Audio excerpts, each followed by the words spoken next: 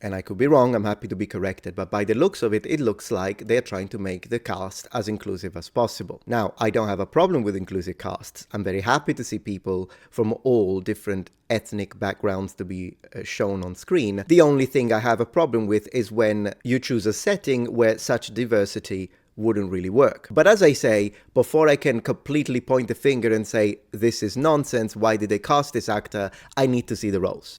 Keeping an open mind, because if they can justify the roles historically, but then again, I don't know how they're going to do it with some of these people, but we'll see. But only 2 roles have been officially revealed exactly, so Telemachus and Odysseus, so we don't really know. The film will be primarily shot in Morocco and Sicily. Hey, I appreciate this part. I appreciate that they're showing my land.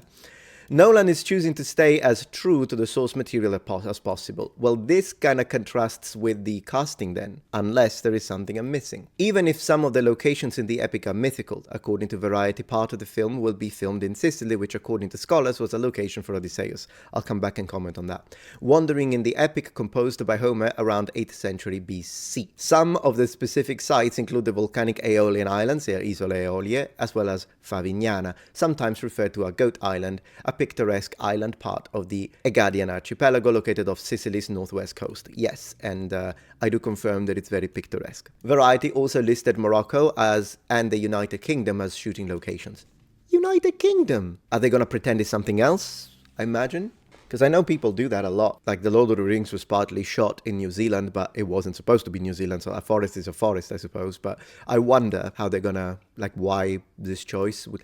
I don't see Greece anywhere here. I understand that he's trying to return to Greece, but at one point, Damon, Nolan and Zendaya were spotted filming on the rocky shores of Favignana in late March. Zendaya, who according to page 6 is playing the goddess Athena. Aha, wait. How is she Athena? That's not how Athena is represented. She does not look like Athena. But then again, they didn't go with the African Athena conspiracy, which is baseless, by the way. It doesn't make me racist. I'm just stating the truth. Just like it would be baseless to say that the Zulu gods were European in nature because whatever, that's nonsense. But this would be nonsense too.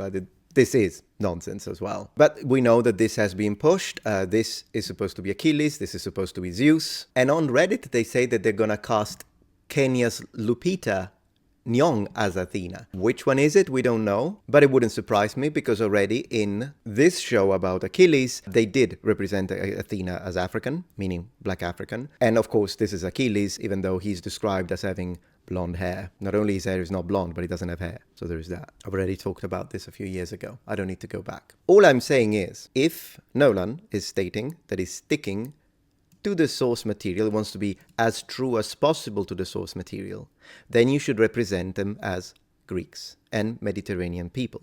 And if you want to be inclusive and diverse in your cast, again, nothing against it, you should choose roles that make historical sense or mythological sense. I personally wouldn't disrespect African or Asian deities by representing them with white people. That's not how they imagine them, so it's disrespectful to their culture. Likewise, I wouldn't do it to Western and Mediterranean cultures either.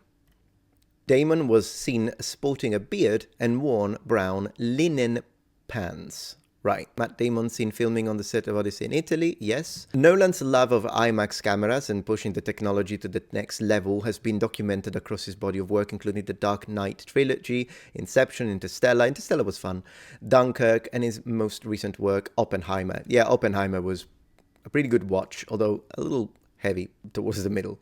According to the Motion Pictures Association, Nolan and his longtime collaborator, cinematographer Hoyt van Hoytema, are deploying new IMAX film cameras that are reportedly 30% quieter and lighter thanks to carbon fiber construction. Yeah, I don't particularly care about that. The trailer is expected to drop this summer. This I'm looking forward to, and I'll absolutely do a reaction.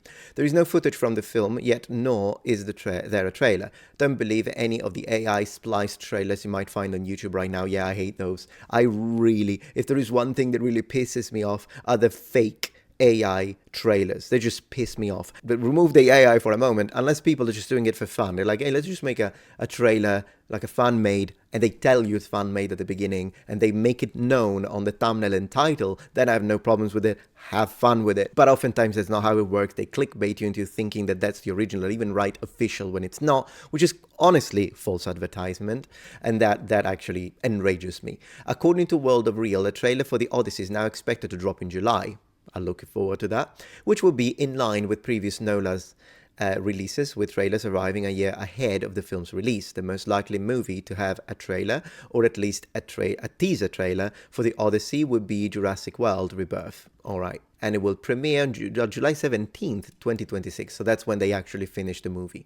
Universal hasn't shared much beyond the initial announcement published via X on December 23rd, 2024. Christopher Nolan's next film, The Odyssey, is a mythic action epic shot across the world using brand new IMAX film technology. I hope it's not going to be bland. That's what I'm hoping. Because here's the thing. For what we have seen so far, it does look bland. It looks horribly bland. There are no colors. Here a little bit of red here and there, but mostly, as you see, it looks very bland. I don't see the bright... Look at this.